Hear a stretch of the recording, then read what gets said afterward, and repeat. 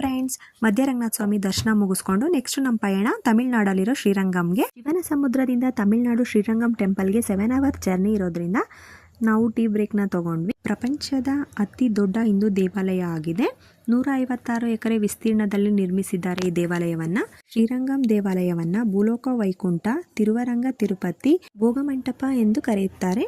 ಕಾವೇರಿ ನದಿ ಕೊನೆಗೊಳ್ಳೋ ಸ್ಥಳದಲ್ಲಿ ಅಂತ್ಯರಂಗನಾಥ ಸ್ವಾಮಿ ದೇವಾಲಯ ಇದೆ. ನಂಬಿಕೆಗಳ ಪ್ರಕಾರ ಆದಿರಂಗ, ಮಧ್ಯರಂಗ, ಅಂತ್ಯರಂಗನನ್ನ ಒಂದೇ ದಿವಸದಲ್ಲಿ ನೋಡಿದ್ರೆ ಎಲ್ಲಾ ಪಾಪಗಳು ಕಳೆಯುತ್ತೆ, ಮುಕ್ತಿ ಪ್ರಾಪ್ತಿಯಾಗುತ್ತೆ ಅಂತ ಹೇಳ್ತಾರೆ. ನಾವು ದೇವಸ್ಥಾನದ ಒಳಗಡೆ ಎಂಟ್ರಿ ಆದ್ವಿ. ನಮಗೆ ದರ್ಶನ ಆಗಲಿಕ್ಕೆ 1 hour ಆಯಿತು.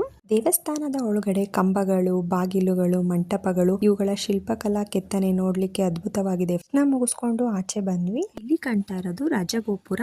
ಇದು ಪ್ಯೂರ್ ಗೋಲ್ಡ್ ಇಂದ ಮಾಡಿದ್ದಾರೆ. ಶ್ರೀರಂಗಂ ಅಲ್ಲಿ 21 ಗೋಪುರಗಳಿವೆ. ಇಷ್ಟು ದೂರ ಹೋಗಿ ದರ್ಶನ ಮಾಡಿ ಅಲ್ಲಿ ನಮಗೆ ಪ್ರಸಾದ ಸಿಕ್ಕಿದ್ದು ತುಂಬಾ ಖುಷಿ ಆಯಿತು.